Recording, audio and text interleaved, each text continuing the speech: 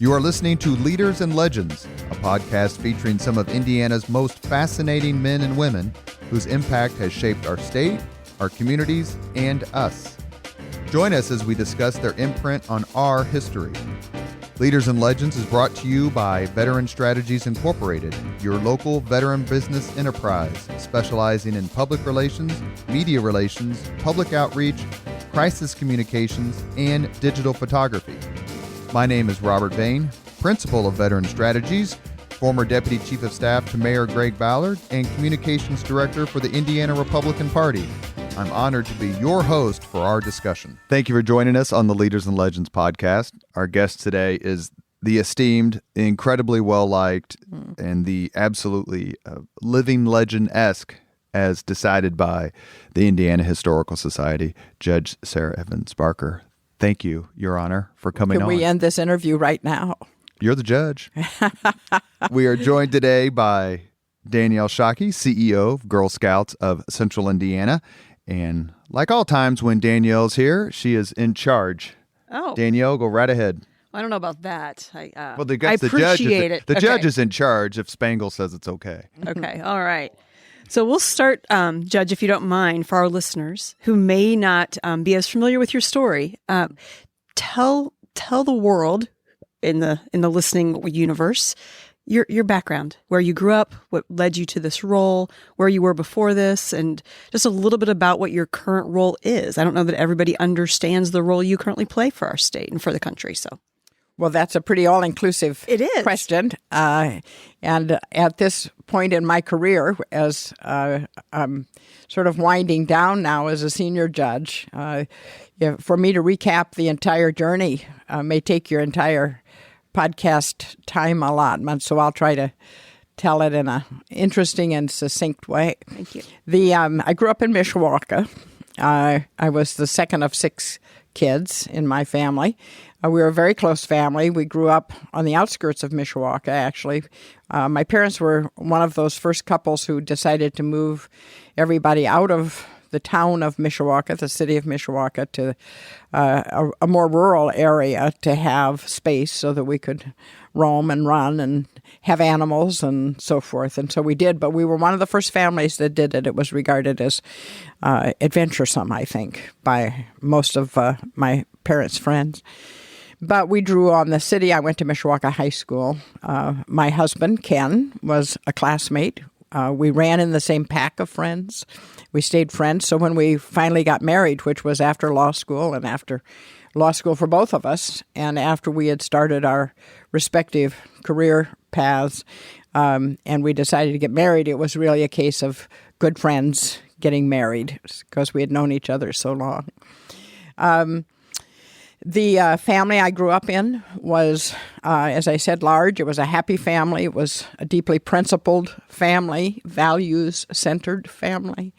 All the kids are grandparents now, so we've lost one sister, but everybody else has moved along in age and through their own careers and in very productive and lovely ways, really. Education, religion, law, etc. I went to Indiana University for undergraduate school. I was sort of a cork on the ocean. It was hard for me to find a major. Turns out, you know things looking back that you didn't know at the time, couldn't have perceived. But that's probably one of the best qualifications to be a federal district court judge, which is my current post and has been for 35 years now. Because we say about being a district court judge, a federal district court judge, that it's the last bastion for generalists in the law. You have to be able to handle all of the matters that come into federal court, and they are hugely diverse and varied and challenging. So when I was at Indiana University trying to figure out, even on a major, what I should do, and it was so not clear what I should do, that turned out to be sort of a sign, a window into what kind of work eventually would be so satisfying to me, because I've always said about myself, I have a low boredom threshold. And so I have to keep the pot churning. I have to keep things interesting coming. And into my life. And even though being a judge may look like it's sort of boring to a lot of people, I'll just add a little footnote about that. Sometimes I get asked by young women especially, but students, if they can come shadow me on those days when they have off and they're supposed to go shadow somebody who's a figure in the community and so forth. Unless I have something going on in the courtroom, which I don't every day, it would be a very boring thing for them to shadow me because they would watch me at the computer. They'd watch me trying to work, writing and thinking and working through problems, which is, of course, completely internal. So I have to tell them that if there's not something happening in the arena. So it looks boring to people, but it's really wonderfully lively. So anyway, I did finally determine a major at Indiana University. I was very happy at Indiana University.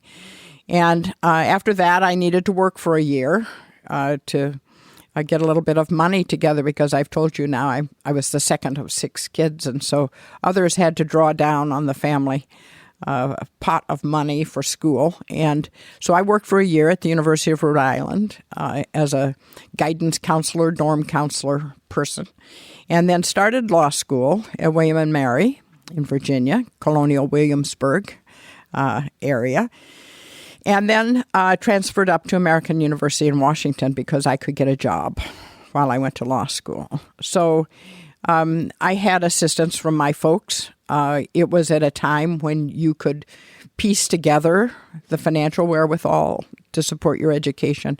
I don't think that can happen anymore. It didn't happen with our own children. It took many more dollars and much more focus and more contributors to the pot when our kids were in school. But then a part-time job and a little bit of help from your folks, and you could manage it.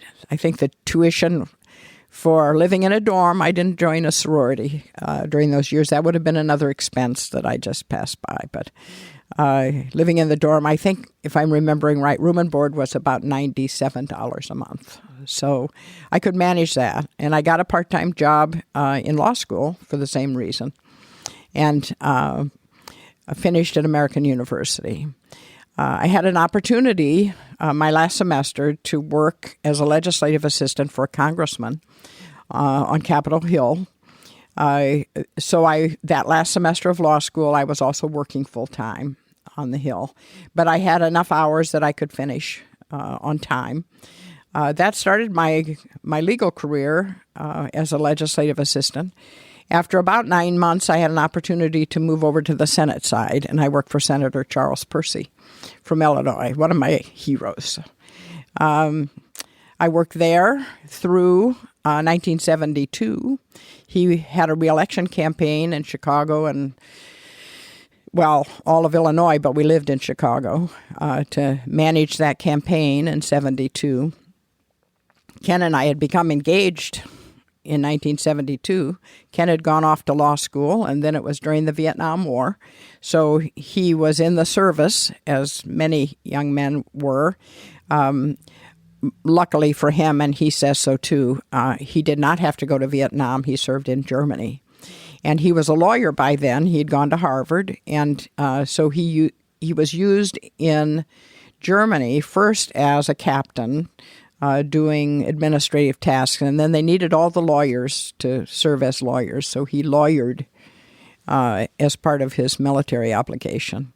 So he had come back, and he was practicing here in Indianapolis. I was working on the Hill. As I said, we always had stayed in touch with each other.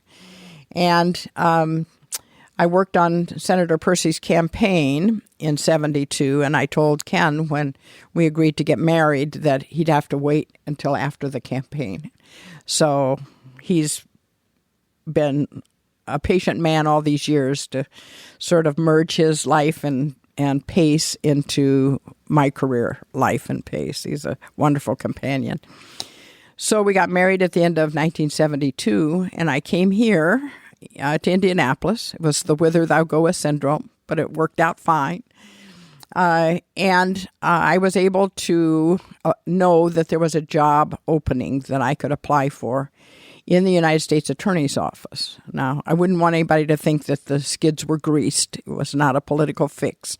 But I did learn, because I was sort of in the know about government things and government developments, that there was an opening on this staff. So I applied. I was given an interview, and I was hired. And Ken was practicing here, so the object was for me to find a job here. The thing I didn't know when I applied, and even when I got the job, I learned on the first day that I came here to this courthouse to be sworn in, which was right after our honeymoon. It was between Thanksgiving and Christmas. And I had said to the United States Attorney, Stanley Miller, well, I'll come in January, because all my stuff was in boxes, and, we just moved into our house. I needed to have a little time. I had to write thank you notes for all those wedding presents, because we got married the end of November. And he says, no, come in now. You might want to bring your husband, he said. And I thought, well, okay. Having a husband was sort of new, so I didn't know if that was how it happened. You take your husband to sign in for a job, but okay. Happily, I had worn a dress.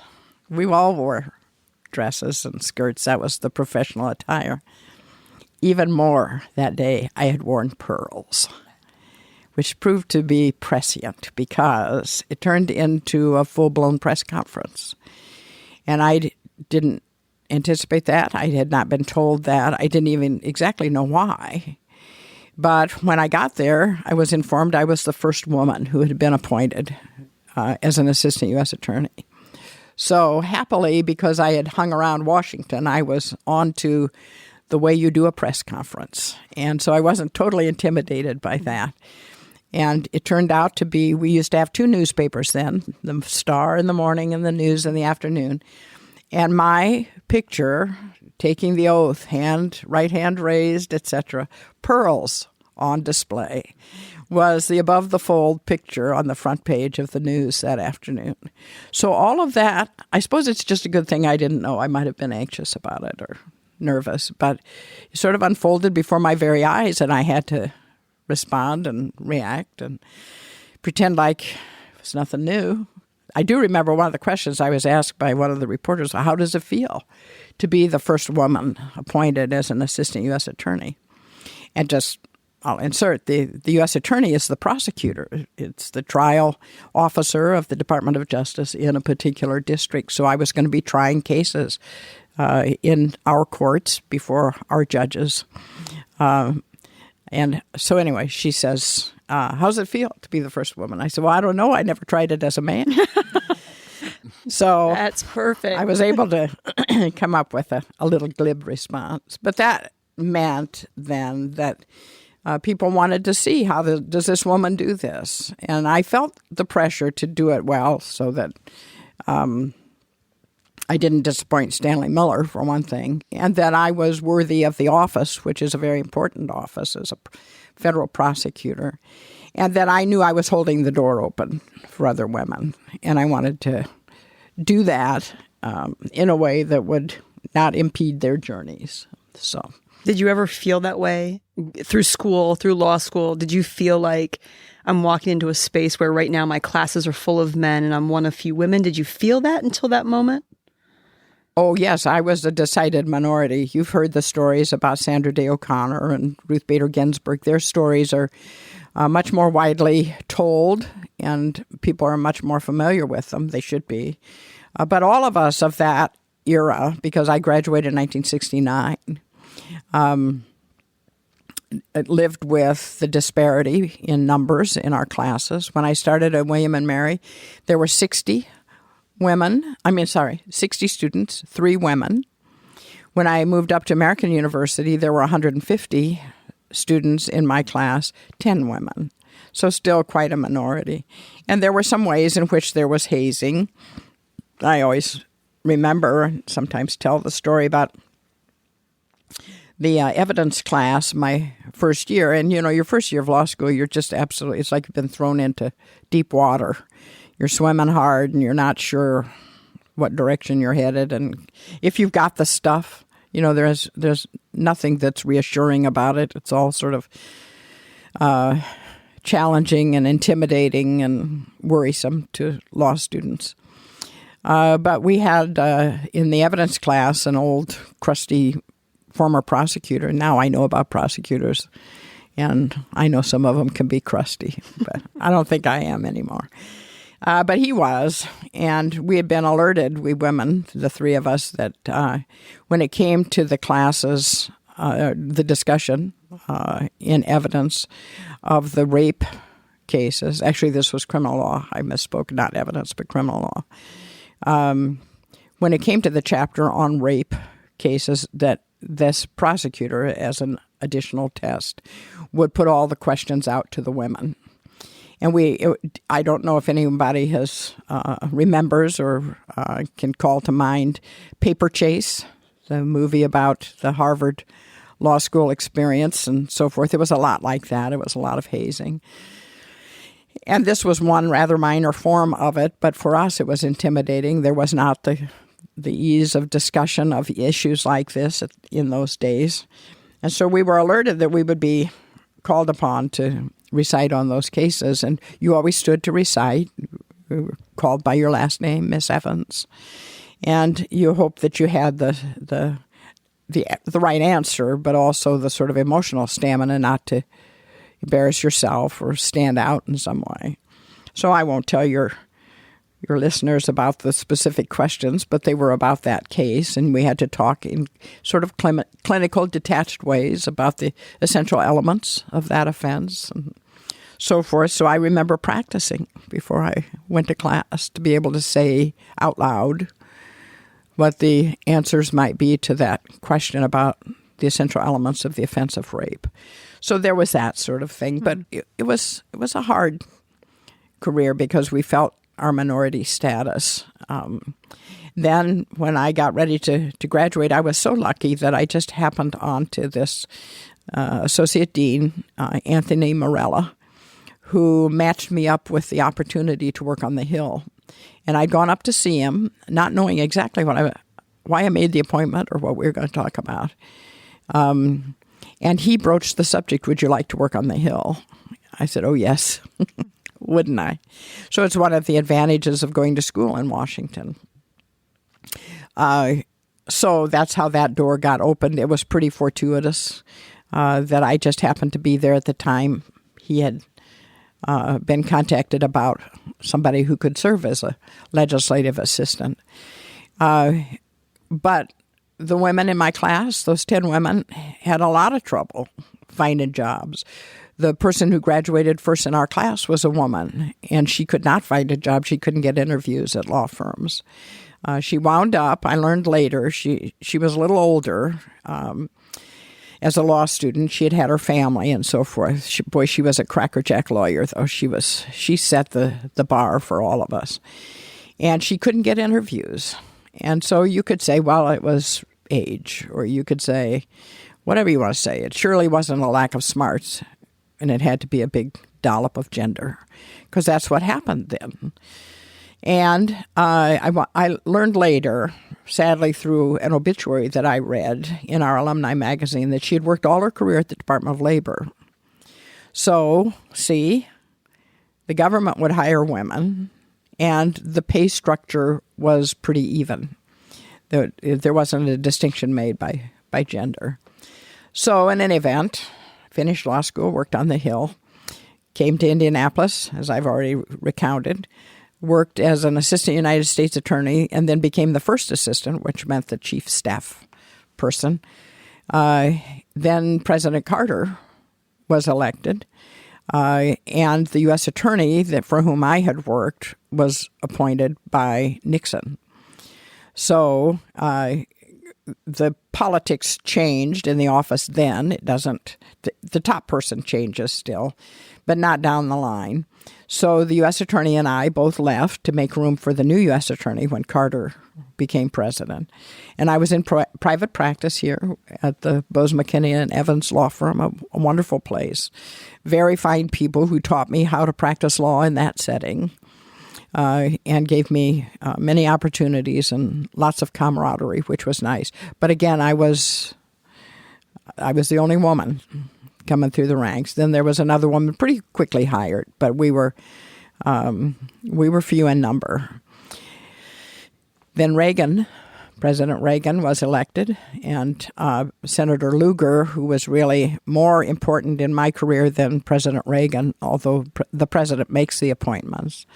But Senator Lugar selected me to be the United States Attorney to come back as the top spot, which is where I was when Judge Holder, my predecessor here in this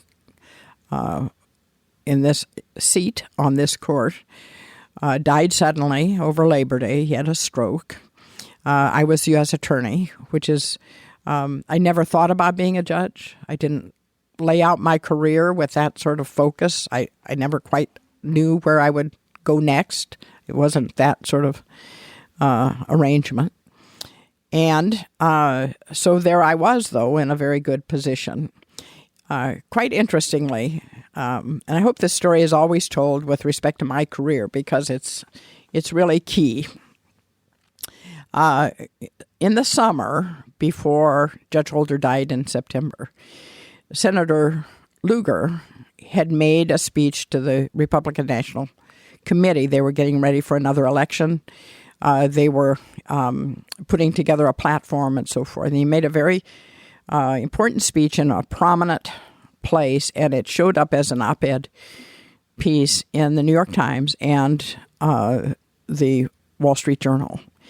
And Senator Lugar was saying to his Republican Party colleagues, we have to appoint women, and we have to appoint them to high government positions in meaningful ways. So he had staked out that position in the summer, and then Judge Holder died. And so when the spot opened, in a way you could say it was a way of seeing if Senator Lugar really meant that, because the process distilled down to three people, three of us who were candidates for the judgeship. And I mentioned the other two because both have been dear friends. I didn't know one of them at the time, but have become dear friends. One was Randy Shepard, who became our Indiana Chief Justice and served with such distinction, such real skill and wisdom for many years. He's retired now. And Judge Sue Shields, who was on the Indiana Court of Appeals and was Indiana's first elected trial judge. She had a wonderful reputation. So I was selected. I think maybe if there was a reason for me that made me different than the others, it was that I had been in the federal system. I surely was not a better lawyer or better qualified than the other two. They just are extraordinary lawyers and judges, but I had been in the federal system. So Senator Lugar had a chance to follow through on his position, and he did. He appointed me. He asked me if I would do that. I was so honored. So that was 1984. That's when my judicial career started, and that's where I've been for 35 years. And during that time, I had a 7-year stint as chief judge. I was the first woman appointed to the federal court in Indiana, and I stayed the only woman on the federal courts for a long time. It wasn't until my colleague and friend up in Fort Wayne was appointed a woman that there was a second woman. So it took a long time to get another woman on the court, but now, on our court, there are 3 women, 2 in active status. I'm on senior status. So that is a very long question answer to a pretty short question. I hope I didn't overdo. Not at all. Thank you so much. You are listening to Leaders and Legends, a podcast presented by Veteran Strategies, a local veteran public relations enterprise, and sponsored by Girl Scouts of Central Indiana, the Crown Plaza Hotel and Grand Hall and Conference Center at historic Union Station, the McGinley Golden Ace Inn, and McAllister Machinery, your friendly neighborhood Caterpillar dealer. So, this is an important question for those of us who are not attorneys. Okay. How many episodes of Law & Order do I have to watch before I am qualified to appear before your bench? Well, that won't get you very far down the road. It won't make me a lawyer? No, it'll probably give you some bad habits I'll have to try to wring out of you if you wind up over here. Do you have... You know, a lot of people think that the only service a lawyer provides, especially a trial lawyer, is to stand up and talk. And they overlook the benefits of that education and that experience and that skill, and sometimes just pure chutzpah that allows them to stand up and represent to the judge a credible argument. Do any TV shows get it right that deal with the courts and the legal system? You're asking sort of the wrong person, because for me to watch these is a busman's holiday, which I usually don't do. The best ones are on public broadcasting. I have to say they're the ones that try to be authoritative and accurate. The others are drama. And so sometimes, in fact, we have to instruct our juries not to expect too much of the lawyers, that not expect that this is all going to be resolved in 47 minutes with intermissions and so forth. You know, the prosecutors in particular are very sensitive to the fact that people expect a CSI sort of solution to every case that's brought. Like a slam dunk smoking gun on everything. Right. So it makes the decision and easy. Science that compels a specific result. And most of the cases are much more ambiguous than that. And besides, we have our rules of law, the presumption of innocence and so forth. So a little bit of evidence won't do the trick. You've got to convince the jury beyond a reasonable doubt that the person's guilty as charged. Has any movie gotten it right? Do you go to those movies, or do you avoid them because you can't watch them as Sarah, you watch them as Judge Barker? Well, I have to answer that obliquely by saying that I did this season go to the wonderful production of 12 Angry Men.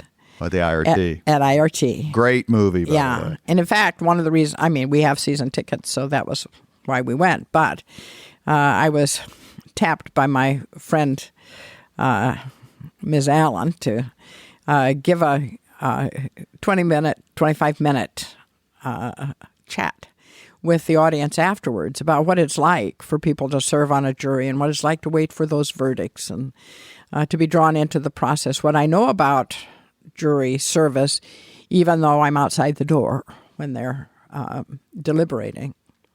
So Janet Allen knew that. We need to have her on the podcast. She's so great. She is great. So great. She knew that when she called up her friend Sarah, that her friend Sarah would likely do what she wanted her to do. Is it hard not to be a judge in every situation? Oh, yes. No, it's not hard. At home, at the grocery store, when you're driving? Yeah. Do you want to get out of your car and say, when our kids were little, now use your turn signal. Keep in mind, our kids all now have kids, so we're happy grandparents. But when our kids were little, I used to say that I'd sometimes mix up the discipline, and I'd want to put the lawyers in the corner and fine my children. So it's very easy to be out of the role. And the children won't let you be judge. They'll say, I'm not in your courtroom, Mom. Yeah, they didn't even need to. They are just pure kids. And there are lots of places. We're active in our little community. We live outside of Morgantown, and we go to our church there, and we're part of that community. We have many close friends.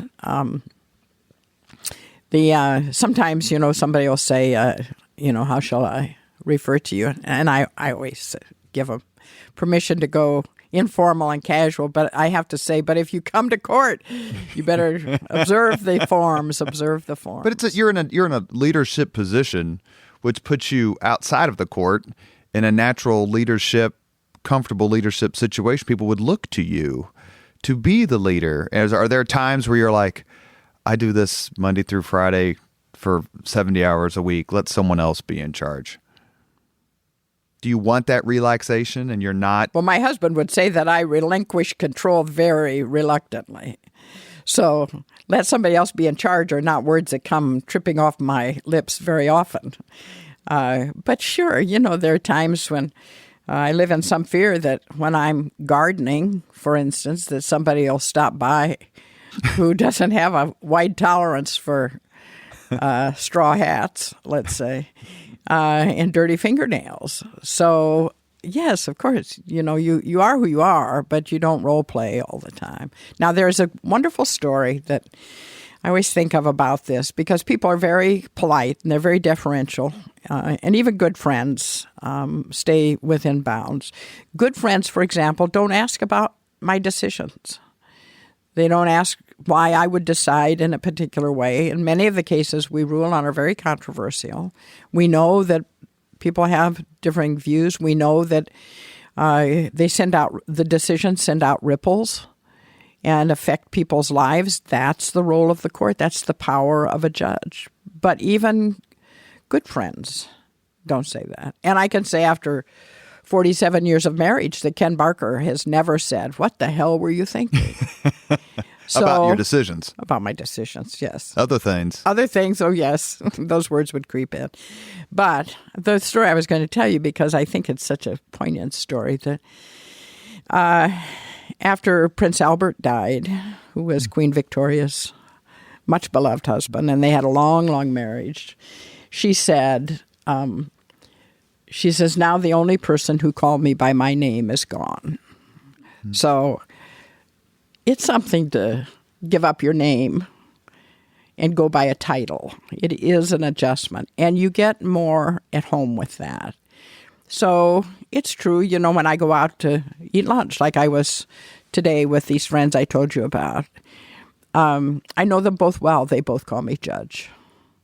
So it's part of who you are.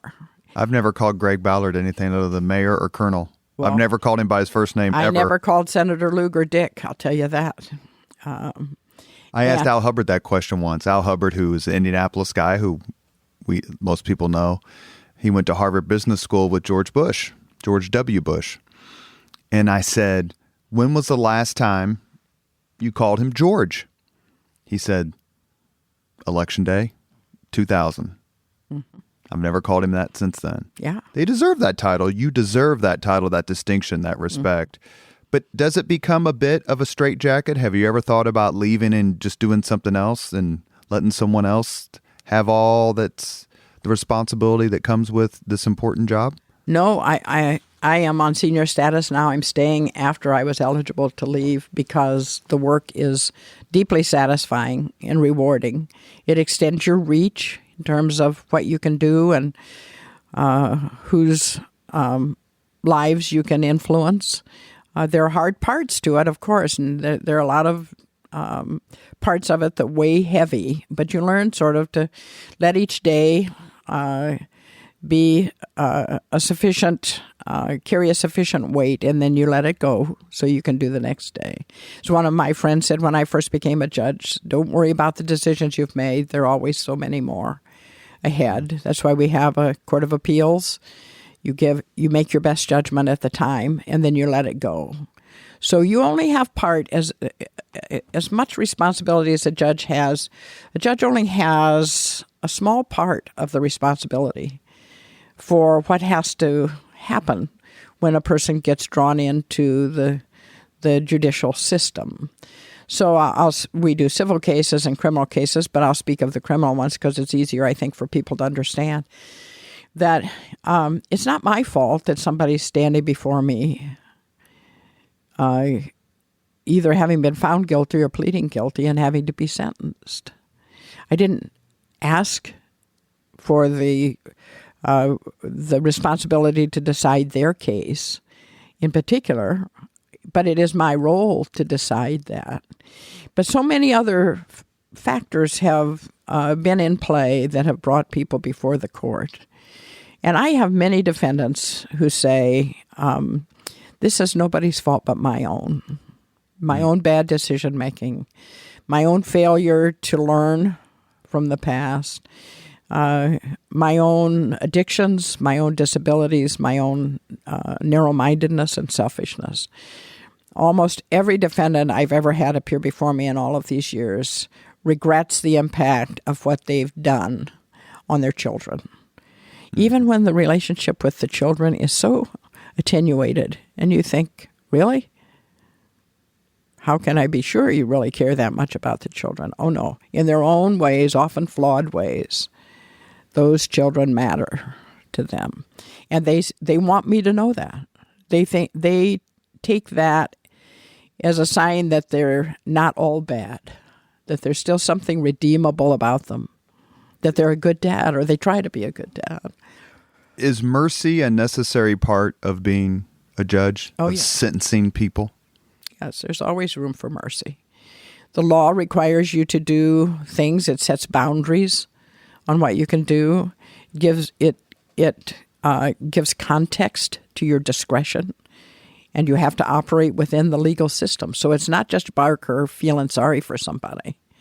It's Judge Barker's effort to weave the various components of discretion into a particular decision. And mercy's part of it, judgment's part of it, punishment's part of it, deterrence is part of it, vindicating the rule of law is part of it. So there are a lot of factors that have to be woven into the fabric of a particular case and all the decisions that have to be made in that context. So you don't come in and say, I'm going to let this guy off. That'd be all mercy. No, you have to say, what does the totality of the circumstance require for it to be a just result? And too much of anything would throw it out of kilter. If I were too harsh, it would throw it out of kilter. You mentioned earlier about being U.S. Attorney for the Southern District. I'm going to give you 3 names, all of whom you know, all of whom have, I think, made a pretty good laugh of themselves. The first one is Deborah Daniels, and the second one is Susan Brooks, and the third one is Joe Hogsett. What was it like to work with them? I guess we can talk about Tim Morrison as well, but he's probably not as well known. But those 3 have gone on to fabulous careers, both in the private and public sector and in the community. Are you proud of them? Oh, you bet. And they're all dear friends. And I mean, that's not just a figure of speech. We're on each other's speed dials. And we stay in touch. And so when something comes along that prompts a communication, we're back and forth with each other. We always observed the boundaries. We each had roles to play. And everybody knew that. But within those boundaries, we had huge respect and affection for each other. So Susan Brooks and I like to tell the story that I had just been appointed to the court here and was tapped to give the commencement speech to the law school graduate at the Indianapolis Law School, now the McKinney Law School. And she was in that class. So I don't remember the exact year. I was appointed in 84, so it might have been 85. I mean, it was very soon. And she was in the class, and she was the student speaker. And, well, who knew? Who knew it would all unfold? So, she had many important responsibilities as a deputy mayor. She started out, though, as a defense lawyer. And she tried cases before me as a defense lawyer. She was with Rick Kamen. Rick was senior to her, so he was her mentor. But she came over many times and tried cases. And at each step of the way, she would find her way over here and say, I'm thinking about this, thinking about that. So I would say I've been a mentor mostly because I'm older and a little bit farther down the path than she is. But more than that, we've been collaborators and friends, and she would confide in me her career interests and goals. I'm very fond of her. Deborah Daniels is also just a dear friend. I imagine her brother was probably in the room as they were... Well, he was working for Lugar. Exactly. Back during those years. It is true, I met her through Mitch.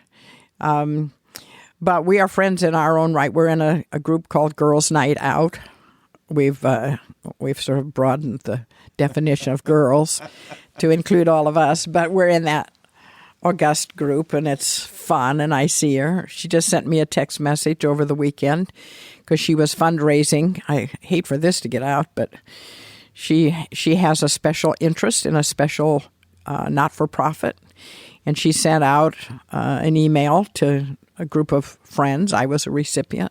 Said, if you're making these kinds of contributions, I'd appreciate your thinking about this one. So I didn't send much money, but I sent a little bit. And so it tells you what I want to tell you, that she included me in her list. She wouldn't include me in her list if she expected to make a lot of money on that solicitation. But she would be a terrific guest. She's done so much. And the first real mention we had of her, because her brother, Mitch Daniels, has been on the podcast, as has Susan Brooks, was when Mark Miles told the story of how he got involved in politics. He said, I asked my friend Debbie, hey, I want to get involved in politics. And she says, well, call my brother Mitch. He's running the Lugar campaign against Bai in 74. People don't realize how much she's done and kind of the diverse career she's had. Yeah. Well, and not just for her brother. I mean, she's had a wonderful career. In her own right. Absolutely. Right. After she finished being U.S. Attorney, she had an important position at the Department of Justice. And about Joe Hogg said, well, he was over here all the time for when he was U.S. Attorney about one thing or another. That's what U.S. attorneys do. They confer not about specific cases, but about how's my staff doing, what do we need to know to do it better, etc. And we had wide-ranging chats. I don't know if you know that our mayor has a degree from Christian Theological Seminary. And that master's degree in history. Yeah. And he is wonderfully well-read, but also very thoughtful, deeply thoughtful. So that would always give rise to some sort of side conversation about something or another that made it a very engaging conversation when he would come. We'd start out talking about business, and then we'd talk about books we've read. But I don't live in Indianapolis. I'm not a constituent. But I did send him a text of congratulations after he won, which I thought was okay. It was not so partisan. It was only because of our friendship. Kindness is always welcome. I hope so. Yeah, that's how it was intended. So you mentioned Girls' Night Out. Yes. Those are important. Yeah. And so I want you to tell the story a little bit about the gathering, as it's now, I guess, named, and kind of the start. And really more than that, what is the importance in your career, and what advice would you give to other women for finding that group of friends who can lift you up and again, not have an agenda and see you through? Yeah. Yes. So talk about just kind of that part of your world and what you've given to other women because of that goal that you've had. Oh, well, what I've given, that'll be harder to answer than the question, what have I gotten from it? Because I've gotten a lot. The impetus for my involvement in women's gatherings, I'll use it with a lowercase g, to start out, was because, as I said, there were so few women. I was the only one on the U.S. Attorney's staff. I didn't know anybody in town when I came except my husband. I did have one old friend from IU who was here, but wasn't available for that kind of socializing. So I really did have to start from scratch. And as I was getting involved in bar association activities and so forth, it became clear to me that there were other women lawyers, a few women judges, not very many, of whom people were speaking highly and in very kind ways that made me think I would like to know them. And so it started out with a group of 4 of us that would get together, all lawyers. And I can tell you who they were. It was Sue Shields and Martha Lampkin, and a woman who was on the IU Bloomington faculty, Eileen Nagel, and me. We were all lawyers. Our paths had crossed. We came to know each other. And we started doing periodic lunches at the old King Cole. We had to sort of take a deep breath to pay the tab for a lunch at King Cole because we were all raising children too. And there's no other place to go. No, there was not any other place, and it was right downtown. And that was a life support group. And the four of us came to perceive that there were other little groups like this around that were getting together and enjoying each other's camaraderie and the relationships and so forth. So we started merging some groups every once in a while. So we decided we should do this in a big way, and we put together what we first referred to as the Indiana Leadership Celebration. And our guest list was all the women we could think of in Indiana who held some sort of leadership position: lawyers, doctors, professors, legislators, everything, whoever we could think of who was moving at sort of a professional level. We would get together so we could all be together and see that actually there was a critical mass of women in Indiana, because we had to sort of remind each other of that. So many of us were off on our own individual solitary toots that you'd lose sight of it. And so the first dinner we had like that was we staged it. It was coincidental, right before I was sworn in as a judge. So I remember 1984. And we had invited Susan Stamberg from NPR, All Things Considered, to come out and speak. And she did. Oh, she was wonderful. And we had a dinner at one of the hotels. And it was just, as the old cliche goes, a great time was had by all. And we decided this works. And so then we put together 2 or 3 more of those. But to get that number of people together was challenging. All of us had our day jobs. And the number of women was increasing. So it turned out to be logistically more challenging. We had one gathering of that sort. It was the Indiana Leadership Celebration group. We had our own sold-out play at IRT of a one-woman show just for our group. Of course, Janet Allen was part of our planning, but we bought out the house, and it was all the women, and we had dinner before that at one of the hotels. So we found really fun things to do like that were bonding and reinforcing and so forth.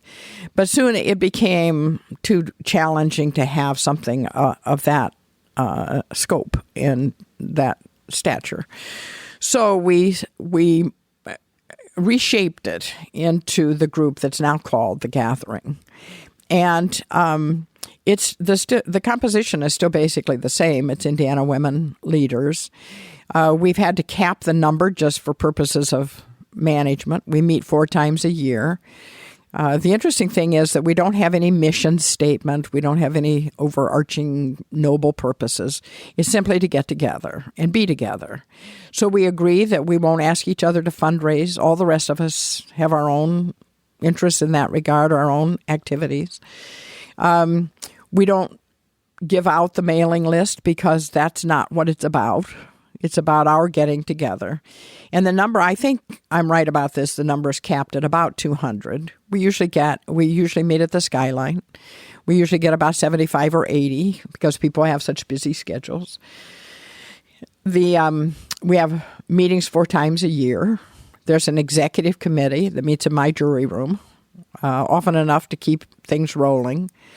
The annual cost of membership is $35, which we use to pay somebody to manage the mailing list, make our reservations, keep track of who's coming to lunch, and order the menu and so forth. So it's no money at all, really, and she does all the work for us. We come up with the program ideas. And we've had just a rich array of speakers and presenters. We just had a wonderful professor from Butler who does a program on women's suffrage since we're into the 100th anniversary of that. We had the woman who's the number 2 person at the airport tell us why we have the top airport in the country. And we're getting these international direct flights and why it is an award-winning airport. We had the woman who's heading up the 100th celebration for, I'm doing a brain fade here, the over on Indiana Avenue, the woman, African-American entrepreneur. Madam C.J. Walker? Madam Walker, sorry, sign of old age. brain fade. But she's heading up the restoration of the building and the 100th celebration with her board. It's wonderfully impressive. So excited about what's in store for that. And reminding us of what a rich heritage Madam Walker brought to our community and is worthy of continued celebration. So those are women. We have the, Lieutenant Governor, and we have the Chief Justice of Indiana, and anybody else we can corral. So they're wonderfully, they charge our batteries. Mm-hmm. It's always fun. The real challenge, we say, about each program is getting everybody to stop the initial chatter to hear the announcements, because everybody's glad to see everyone. Don't you have a gavel? I don't take Can't you gavel these people? I need a bailiff is what I need. A bailiff. A fork and a water glass. Yeah. So what would you say? So I just can't help but think what you described in your law classes is not much different now in other career types. STEM careers, for example, Girl Scouts. We talk to little girls all the time or high school girls, they're one of a few in their AP chemistry class. Or they know that's going to be a challenge in their career that there's so few women, or that it'll take 107 years for the number of women serving in politics to actually become equal to the number of men at the current rate. What do you say to young girls about their future and opportunities because of what you've lived through? Well, you have to follow your natural interests. That is, if you want to be happy. They won't all make you wealthy, but there has to be some sort of internal resonance, something that reinforces your choice in a deeply internal way, that it makes you feel like what you're doing is your highest and best use, and that you can make a difference in your own life and the lives of others, whatever it is that gives you a sense of meaning about life. So you have to first listen to yourself, and then have enough courage to follow that insight and that knowledge. STEM subjects and organic chemistry and organic anything. Take any hard science. Is hard not because you're a woman and it's hard for a woman. It's hard. It's challenging. And so any subject that calls forth the best in you, that makes you want to accept those challenges and master the subject, is likely to give you the sense that you're doing something that matters. And that is important. You only get one time down the road. I always say to people who come in and tell me that they'd like to be a judge someday, or how do I get onto a career path? Whenever I get enlisted for mentoring, there are no straight roads, only looking back. And so all of the things I've just told you in this broadcast about my own career, those things unfolded. That is organic, to use the word. That is a process that you discover and you reinforce and you develop as you go. But it's not a matter of putting tin cans on fence posts and picking them off one at a time in a linear sort of fashion. So there's only a straight line looking back, and you have to have enough spunk, enough self-confidence, enough courage to go in the direction that you sense is going to give you a meaningful, happy life.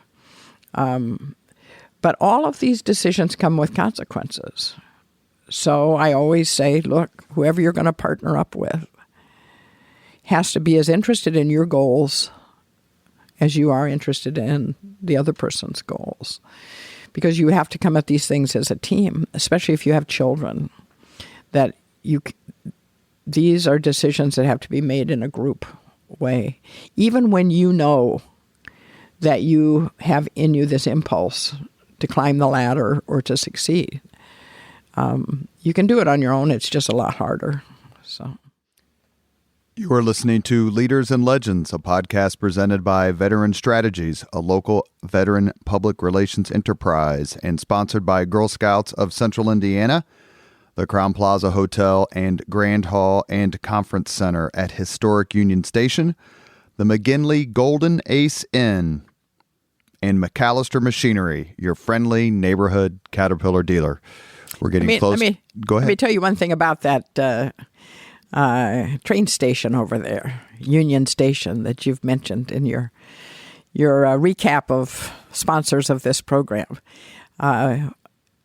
Shortly after Bob and Sandra Bournes had overseen the restoration of it, and our whole community was so proud of it. It was just it's just a show place. I held a naturalization ceremony in the Great Hall over there to welcome some new citizens into our national family.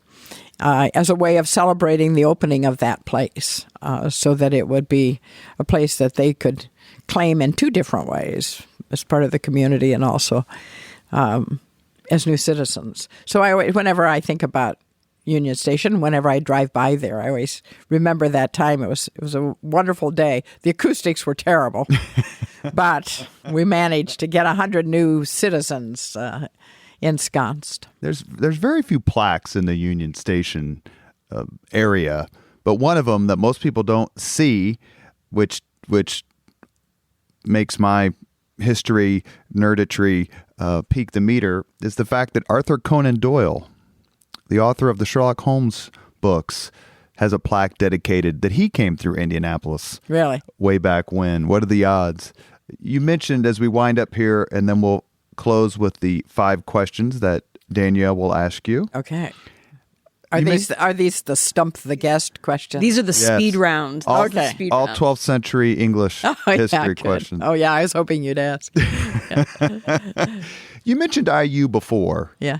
And there's a terrific group of leaders from Indianapolis and Indiana. Not that Purdue didn't have some. Dina Potter from the Girl Scouts, Central Indiana, who's sitting here giving me the Boilermaker stink eye. But we had Jim Kittle, Randy Tobias, Jim Morris, David Frick, and the list goes on, of folks who came out of IU about that same time, perhaps a little bit before you. Did you know any of them in college? Randy Tobias I knew, David Frick I knew, Jim Kittle I didn't know. He was a little after me. He'd want me to say that. So you Ed know Tracy also came through. Yeah, and I didn't know Ed, but I was in student government during my IU years. Women didn't hold the stature or prestige that the men did. I think we could all stipulate to that. But paths crossed during those years. And interestingly, Ken Barker... I was just going to ask this question. Yeah. So Ken Barker was in student government, and he was closer friends with most of those people. He knew Dave Frick. Now, David and his wife Ann are really good friends of ours now. Randy Tobias is a dear friend. So those friendships were formed there. Rex Joseph, do you remember Rex? He was in that group too. Did your husband go to law school with David Frick? Yes.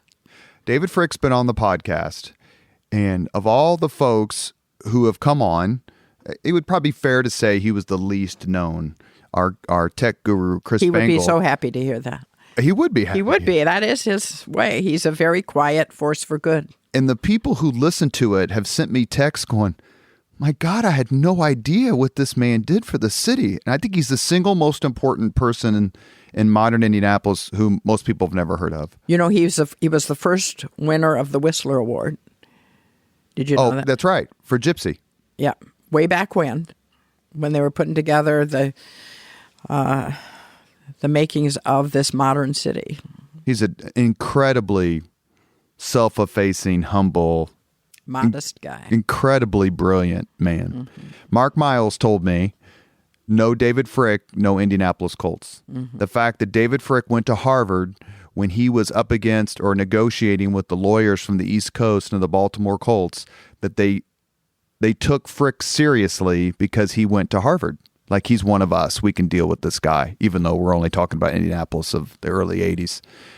One last question I want to ask you as I was perusing through your antechamber and walking around here in your office is you have tons of pictures of folks you're with, and then just pictures. And of all of them, and when I say pictures of people, I'm saying President not Obama, mugshots. President. They're not mugshots. Yeah, not the that's right. Those are one story down by the entryway. President Bush, President Obama, many Supreme Court justices and other elected officials. But one stood out, and that was obviously Sandra Day O'Connor. How did you feel when President Reagan nominated her? How well did you know her? And what do you think her appointment meant to women in the law and of the law? Well, it was one of those singular moments. I was U.S. Attorney when she became a member of the Supreme Court. I think I have those years right. Do you remember the precise year? Anyway, there was the coincidence of her selection and my having recently become, so I could have been a judge. Maybe I was already on the court, but they happened in close succession. So the question I was being asked at the time was just that question. How do you feel about the selection of Sandra Day O'Connor for the Supreme Court? And of course I was thrilled. We were all thrilled. First of all, it was a hugely important symbolic choice. But she was altogether well qualified and able. She was a good representation, an excellent representation of what you get when you appoint the right woman to a position. So women generally, and this woman in particular, were thrilled by it. So shortly after that, and she was on the court, and I learned that she had started an aerobics class. Do you remember this story? She had an aerobics class. She was the only woman on the court. She got all the law clerks, such as they were, in terms of numbers, and staff and so forth, and said, we're going to have an aerobics class. So I think they had it up in the gym. They have that third floor, fifth floor, sixth floor gym, whatever it is at the Supreme Court.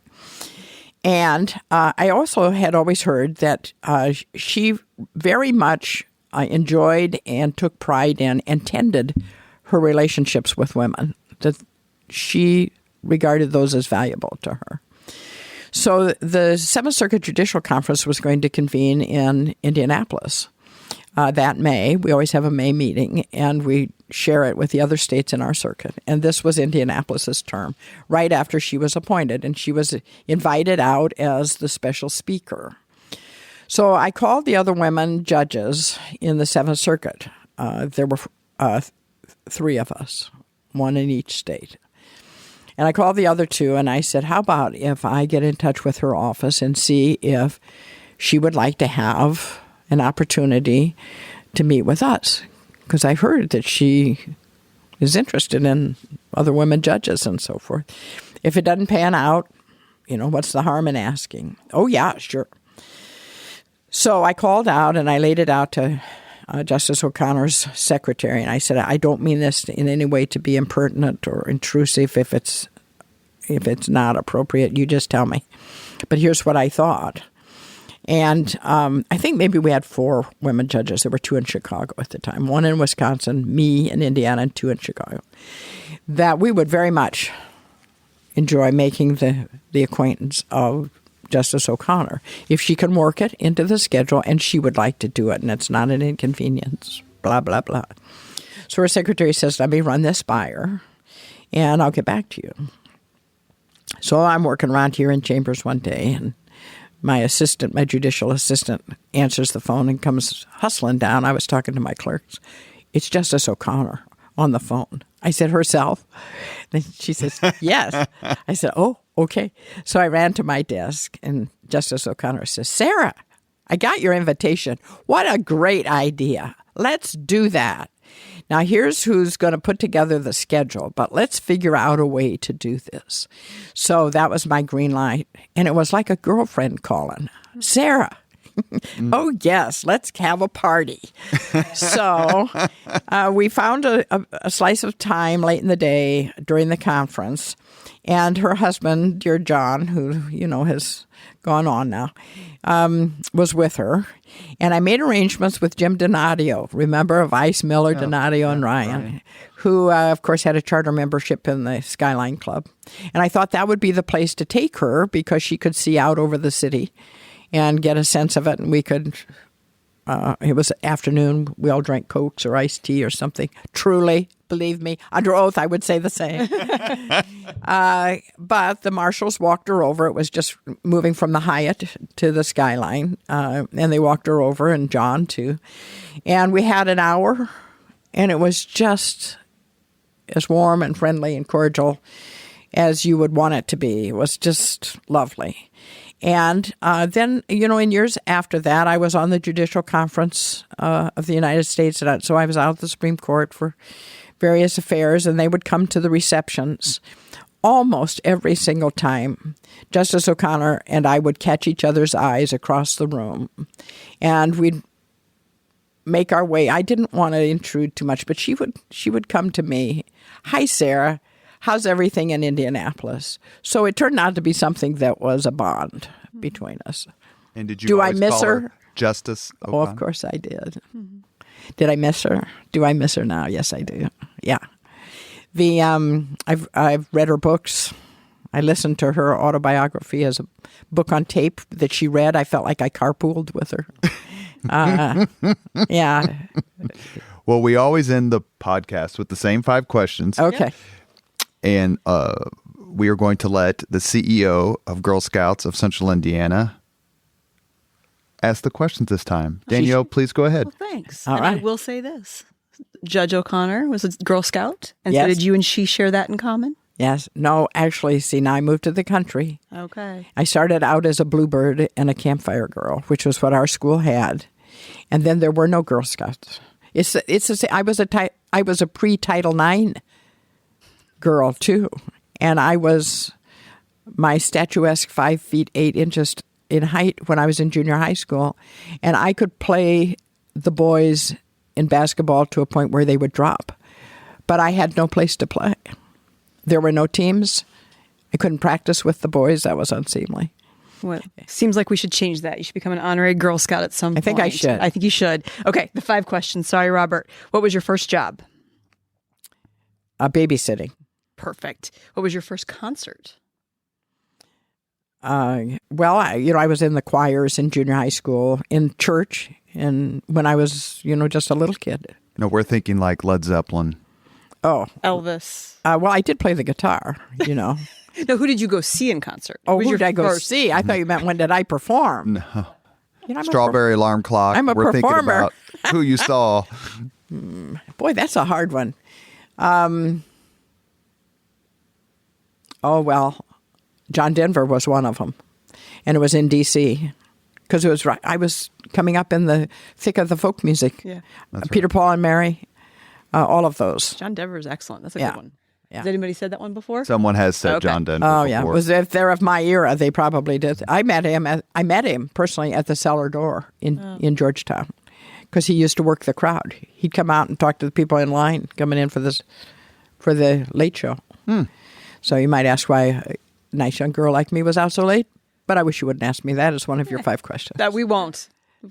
Question you number opened 6. The door, right? Yeah. Okay. The 3rd question: if you could suggest a book for someone to read, which book would you recommend? Well, a recent book would be All the Light We Cannot See, which is an extraordinarily fine book. But I have many favorite authors. That's a hard question.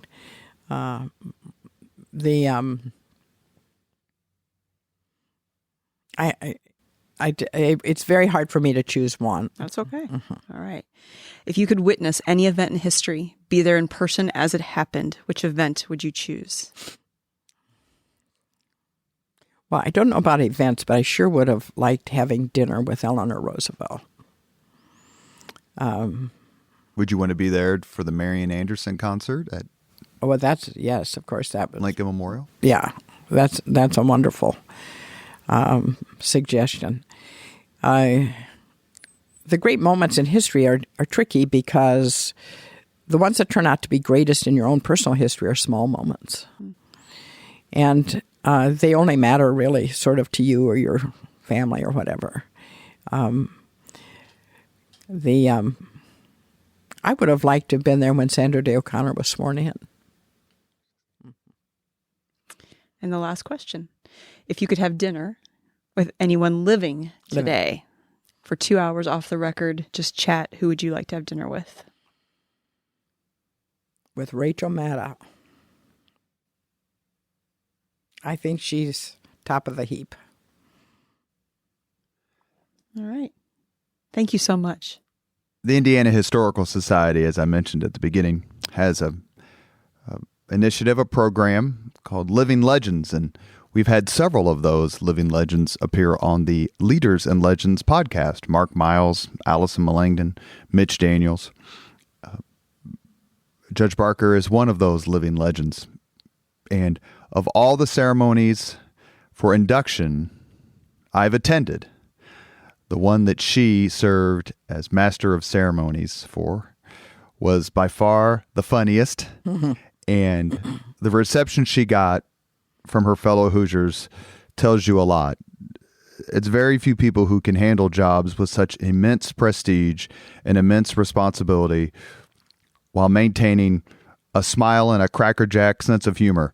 And Judge Barker does it. And we could not be more honored to have you on the podcast. Thank you so much. Thank you very much. I'm very honored to have been included, and it's been fun to banter back and forth with you today. Thank you, Danielle. Oh, thank you. Thank you very much for listening to Leaders and Legends, brought to you by Veteran Strategies Incorporated.